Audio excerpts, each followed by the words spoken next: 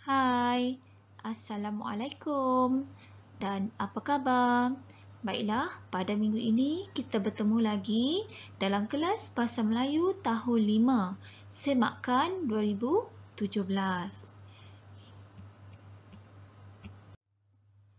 Baiklah murid-murid, tema pertama kita pada hari ini ialah mengenai kemasyarakatan di bawah unit masyarakat penyayang.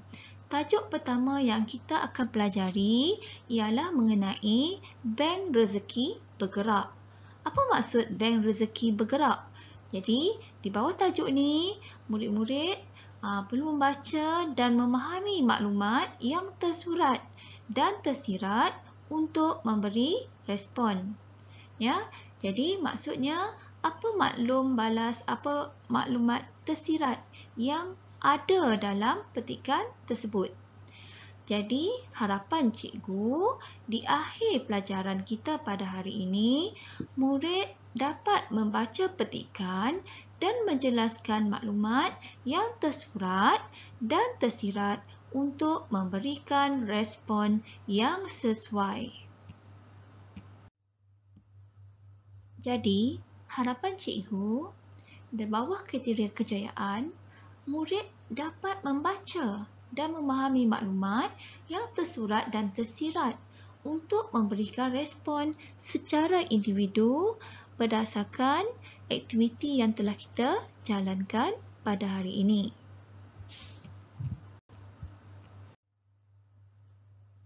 Baiklah murid-murid, jadi kita lihat pula petikan tentang Bank Rezeki Bergerak. Ya, jadi kita baca bersama-sama ya. Baik, Rakan Taman Seri Damai telah melancarkan program Bank Rezeki Bergerak di pekarangan Dewan Utama Taman Seri Damai. Kalau kita lihat di sini, aktiviti utama dalam perenggan yang pertama melancarkan program Rezeki Bergerak. Baik, perenggan yang kedua. Program Bank Rezeki Bergerak bertujuan untuk mengurangkan pembaziran bahan makanan dalam kalangan penduduk, pengusaha kedai runcit dan pasaraya. Di samping itu, program ini dapat meringankan bebanan golongan miskin, orang kurang upaya, penghuni rumah anak yatim dan penghuni rumah orang tua. Baik, idea yang kita lihat di sini, idea untuk perenggan yang kedua, maksudnya idea utama dia mengurangkan pembaziran makanan. Baik, perenggan yang ketiga, program Bank Rezeki Bergerak mendapat sokongan seluruh penduduk Taman Seri Damai. Mereka turut memberikan sumbangan tenaga dan mereka juga aktif mengumpulkan dan mengkategorikan barangan keperluan harian untuk disalurkan kepada Bank Rezeki Bergerak. Baik, maksud disalurkan diberi ya kepada Bank Rezeki Bergerak. Ya. Kita lihat idea utama untuk perenggan tersebut meringankan bebanan masyarakat ya. Kalau kita lihat untuk perenggan yang kedua. Baik, seterusnya kita lihat perenggan yang ketiga, idea utama dia mendapat sokongan penduduk dan aktif mengumpulkan dan mengkategorikan barangan keperluan harian. Baik, penutup. Inisiatif. Apa maksud inisiatif? Ya. Baik, inisiatif kalau kita lihat di sini merupakan daya usaha yang dilakukan. Contohnya untuk memulakan sesuatu. Itu inisiatif. Baik. Inisiatif murni ini mendapat kerjasama daripada agensi kerajaan, iaitu Jabatan Kebajikan Masyarakat. Agensi swasta turut menyumbang. Program ini dapat dilaksanakan dengan jayanya kerana kesepakatan yang kukuh oleh semua pihak.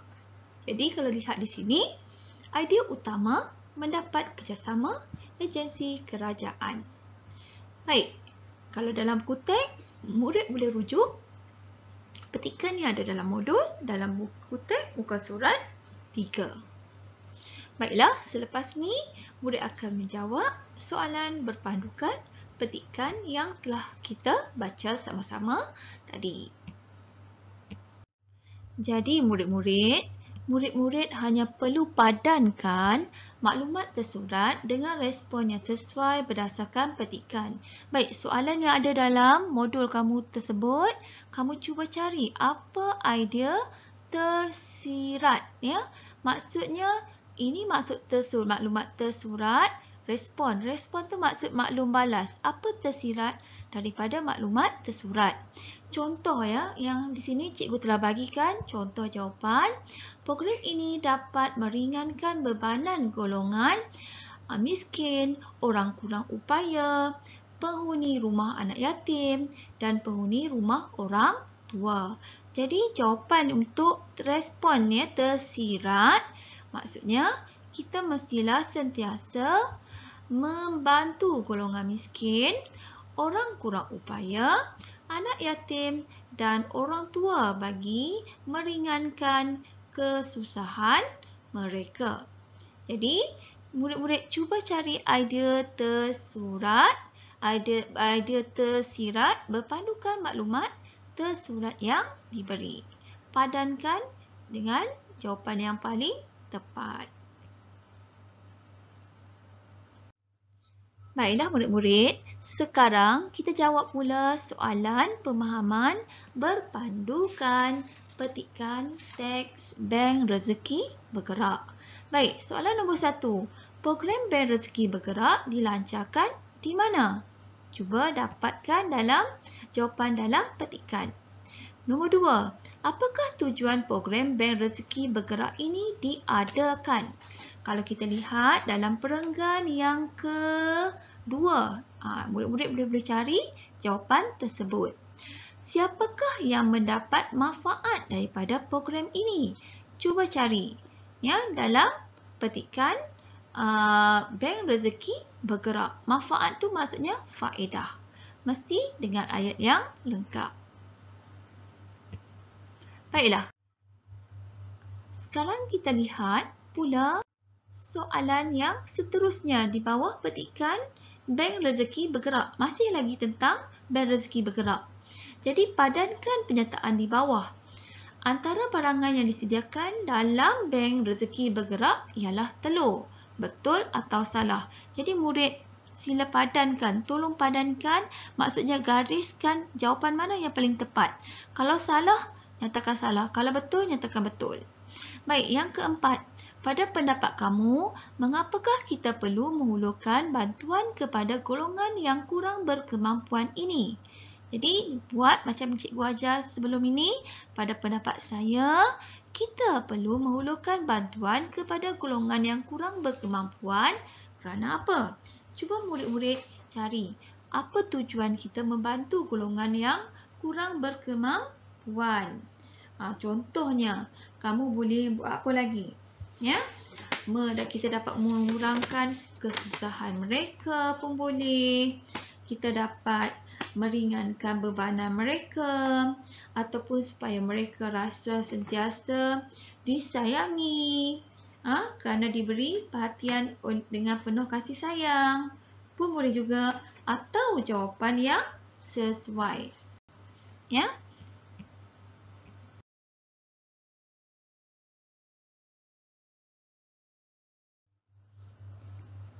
Baiklah, ini tugasan murid-murid yang perlu murid-murid buat dalam buku seni bahasa. Jadi, murid-murid rujuk buku teks muka surat 4 dan dalam modul pun memang dah ada soalan yang diberi. Ya, untuk lebih jelas, murid-murid juga boleh rujuk dalam buku teks muka surat 4. Jadi, berdasarkan petikan cikgu nyatakan di sini saja, murid-murid tulis semula ayat dalam perenggan dalam bentuk tulisan perangkai. Kalau lihat dalam buku teks muka surat 4, ada contoh tulisan perangkai yang telah diberikan. Baik, itu tugasan yang perlu murid-murid buat dalam buku seni bahasa. Jadi, buat dalam buku seni bahasa, buat hari dan tarikh. Baik, ini kita pergi pula muka surat 6 dalam modul yang telah cikgu berikan. Berpandukan muka surat 6, tugasan murid-murid ialah menulis 5 ayat lengkap, ya. 5 ayat lengkap tentang aktiviti yang terdapat dalam gambar. Jadi bila aktiviti ni murid-murid boleh buat dalam buku penulisan A.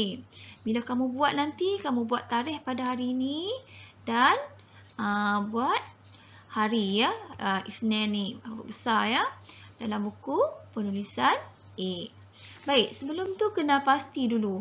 Kalau dilihat pada modul, telah dinyatakan aktiviti apa yang terdapat dalam gambar. Baik, jadi kita lihat dulu. Gambar di bawah menunjukkan aktiviti yang dilakukan di kawasan projek alam hijau.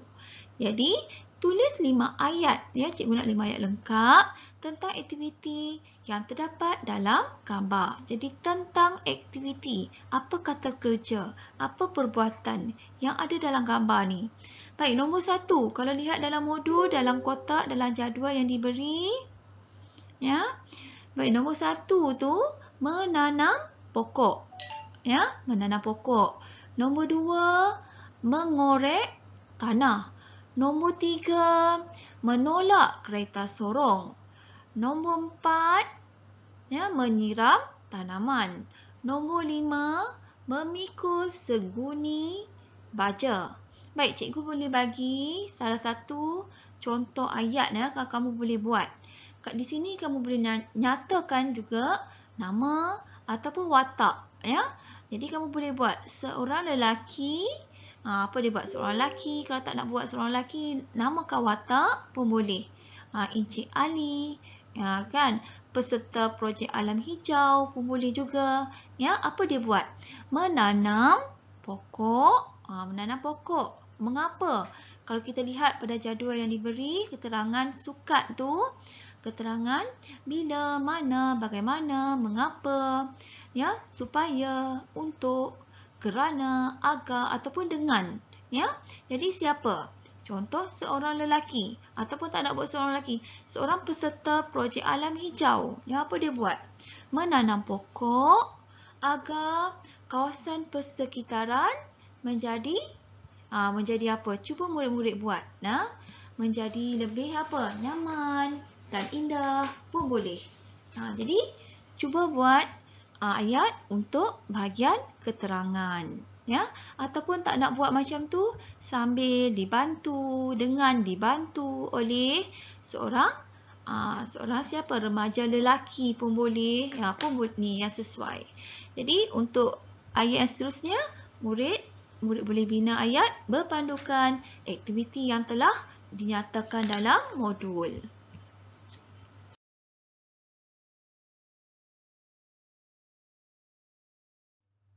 Baiklah. Latihan yang kedua masih lagi berkaitan tugasan membina 5 ayat, ya, yang ada kaitan dengan kemasyarakatan. Jadi di sini cikgu telah nyatakan kedudukan aktiviti mengikut nombor, ya. Kalau di sini nombor 1 ni apa aktiviti yang dilakukan. Baik, sebelum tu kita baca dulu apa tajuk soalan yang berkaitan dengan gambar yang diberi. Gambar di bawah menunjukkan aktiviti yang dilakukan untuk mengukuhkan hubungan masyarakat. Mengukuhkan ni maksud dia mengeratkan hubungan antara masyarakat supaya lebih terjalin dengan lebih rapat lagi, lebih mesra lagi. Tulis 5 ayat yang lengkap tentang aktiviti yang terdapat dalam gambar tersebut. Baik, di sini kebun komuniti. Gambar yang pertama, murid-murid boleh bina ayat bergotong royong. Baik, kamu boleh rujuk pada jadual membina ayat, ya. Kalau soalan yang pertama tadi ada jadual. Jadi dalam jadual tu kamu boleh rujuk siapa yang bergotong royong. Jadi kamu boleh buat lebih daripada seorang. Jadi beberapa orang penduduk apa buat? ya, bergotong royong mengusahakan kebun komuniti agar dapat berkongsi hasil tanaman bersama-sama pun boleh juga, ya, jadi yang sesuai. Jadi cikgu di sini cikgu dah beri dah aktiviti yang ada dalam gambar. Gambar yang kedua, ya, gambar yang kedua rumah terbuka. Siapa? Cuba cari siapa, watak siapa. Ya, beberapa orang pengunjung. Ya, ramai pengunjung. Ya, kamu boleh nyatakan beberapa orang pengunjung. Apa mereka buat? Menghadiri rumah terbuka. Ya, untuk meraihkan apa ke sambutan hari raya ke apa ke yang sesuai. Ya, jadi buat keterangan agar hubungan lebih terjalin dengan lebih erat, lebih mesra. Ya, agar saling kenal mengenali di antara satu sama lain. Pun boleh. Baik, nombor 3. Nombor 3, hari keluarga. Ya, kamu boleh buat. Siapa yang menyertai aktiviti sukaneka? Ya, jadi siapa? Ibu bapa ke apakah? Dalam gambar ni memberi sorakan. Ya, ibu bapa memberi sorakan kepada anak-anak yang menyertai aktiviti sukaneka, yang melibatkan masyarakat setempat di kawasan perumahan ke pun boleh. Ya, jadi buat menyertai aktiviti sukaneka. Siapa? Ya, nyatakan. Kalau kita lihat di sini, anak-anak di sebuah kawasan perumahan, di kawasan setempat, masyarakat setempat. Ya, buat apa? Mengapa yang mereka buat? Menyertai aktiviti sukaneka. Bagi keterangan. Baik, untuk gambar yang keempat, kamu cari 2 aktiviti. Di sini cikgu bagi contoh. Kalau kamu ada aktiviti yang lain pun yang cikgu boleh terima, cikgu tak ada masalah, ya. Jadi, untuk gambar yang keempat, mengulurkan bantuan bekalan makanan siapa? Ya, seorang lelaki. Apa dia buat? Ya, menghulurkan bantuan bekalan makanan kepada mangsa kebakaran pun boleh. Seorang sukarelawan lelaki, ya, pun boleh. Apa dia buat? Menghulurkan bantuan bekalan makanan kepada mangsa kebakaran. Kalau kita lihat di sini gambar rumah terbakar, kan? Baik, apa lagi? Memberikan sokongan, boleh. Seorang wanita, ya, seorang wanita, apa dia buat? Memberi sokongan kepada mangsa kebakaran agar lebih tenang, ya, pun boleh. Ya, menghadapi musibah pun boleh, ya, agar lebih bersemangat, ya. Dan ada je kalau murid-murid ada aktiviti lain yang sesuai pun murid boleh buat, ya. Contoh masyarakat setempat, penduduk setempat bertukus lumus, memadam kebakaran agar api tidak marak dan seterusnya. Ya, yang sesuai. Jadi, bina 5 ayat untuk tugasan ini. Baiklah murid-murid, sekarang kita lihat pula muka surat 10. Ya, jadi dalam muka surat 10 itu tugasan yang ada kaitan dengan peribahasa. Ya, baiklah murid-murid, dalam peribahasa sebenarnya dalam peribahasa ni ada banyak di bawah peribahasa. Ya. Contohnya di bawah peribahasa ada simpulan bahasa. Ya, simpulan bahasa ni tak panjang, dia ada 2 ayat je.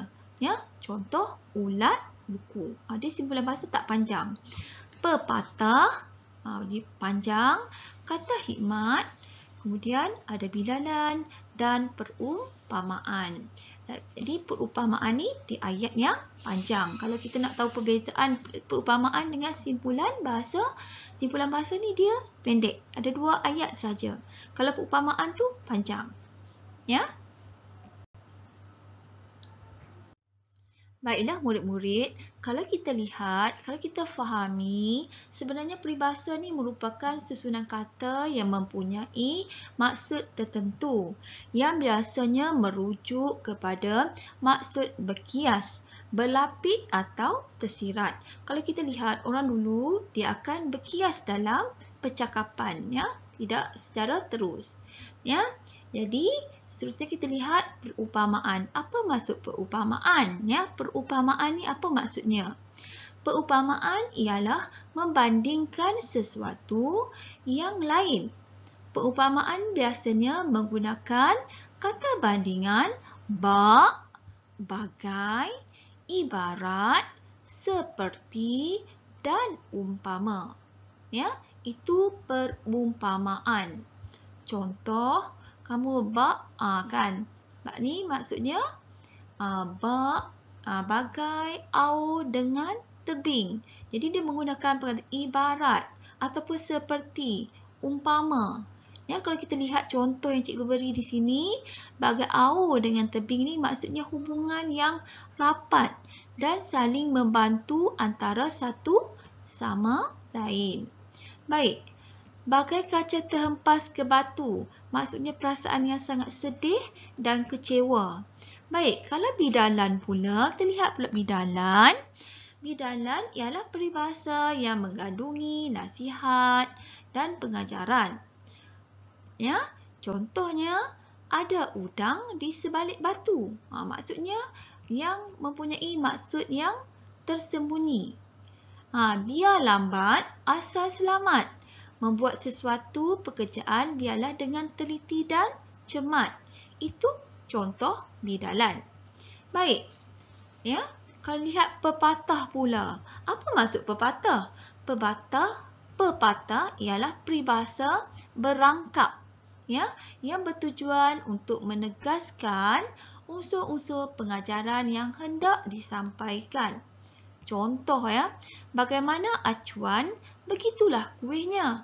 Maksudnya mempunyai tingkah laku dan kepandaian yang sama seperti ibu bapanya. Seperti juga berat sama dipikul, ringan sama dijinjing.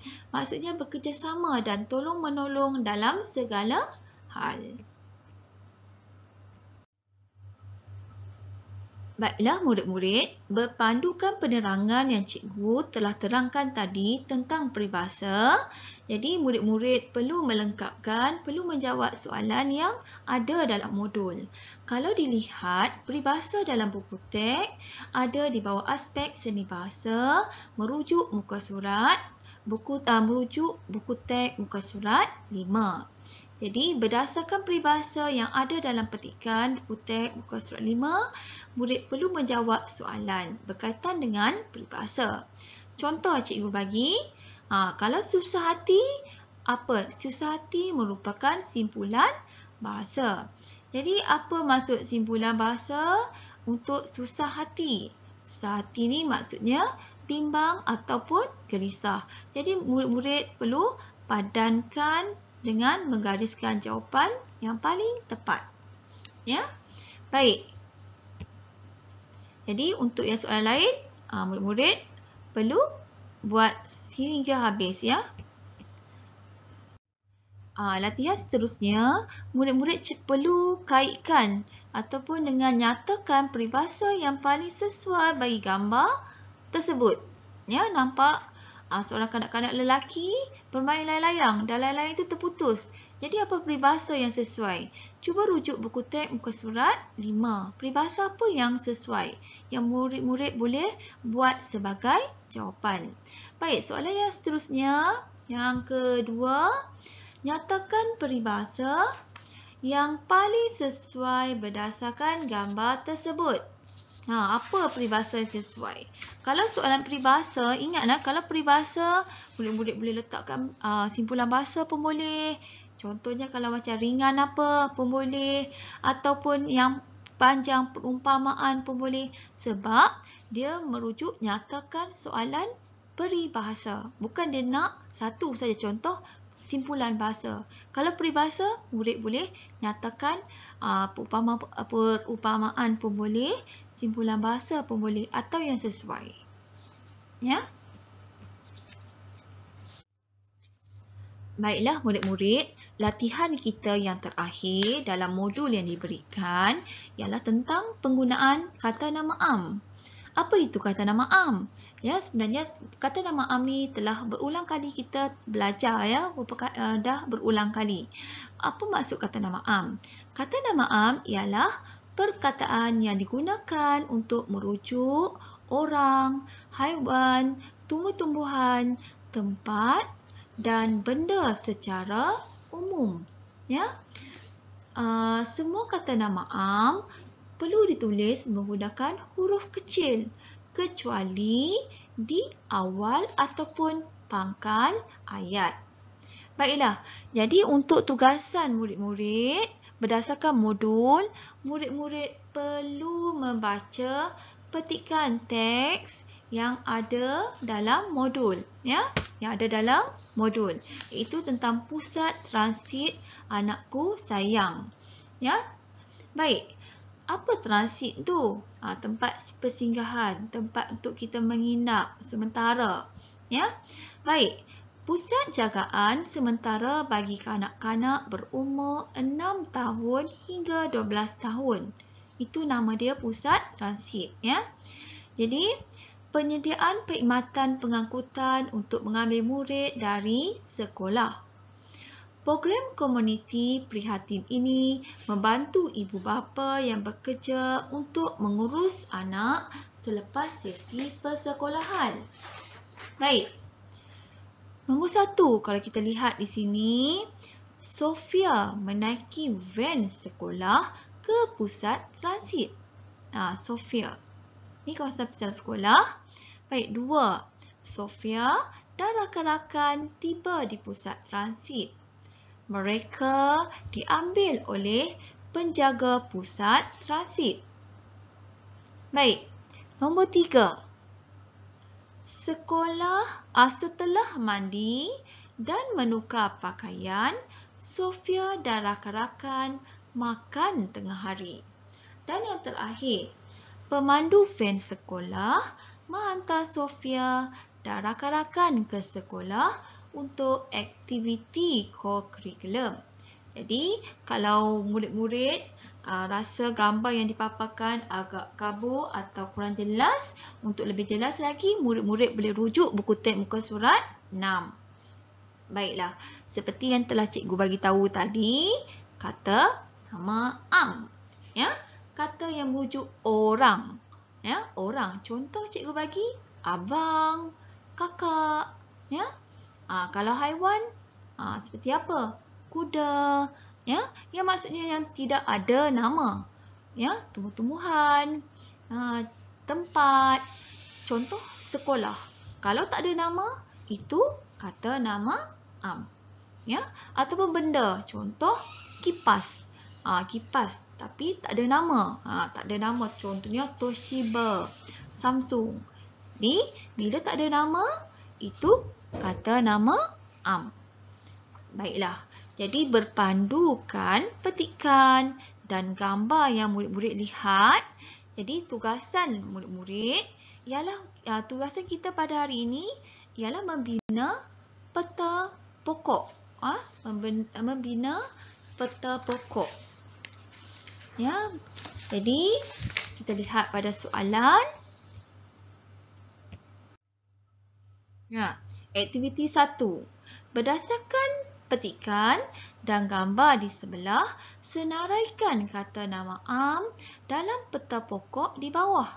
Ya, cikgu bagi 3 kategori kata nama am berpandukan gambar dan petikan. Yang pertama manusia, yang kedua haiwan, yang ketiga benda. Apa yang murid-murid boleh nampak yang ada dalam petikan ataupun gambar? Ya, contoh yang pertama, cikgu beri manusia. Apa yang kita kata nama am? Murid. Tulis murid. Jadi, yang seterusnya murid-murid cuba cari lagi jawapan. Begitu juga dengan haiwan. Untuk haiwan, cikgu tak bagi banyak. Jadi, cuba cari 2 saja. Dan yang terakhir, benda. Jadi, itu saja tugasan murid pada minggu ini. Jika ada sebarang masalah, murid-murid boleh PM cikgu secara personal untuk bertanya dengan lebih lanjut. Jadi, cikgu harap kita dapat bertemu lagi pada minggu hadapan. Sekian, terima kasih.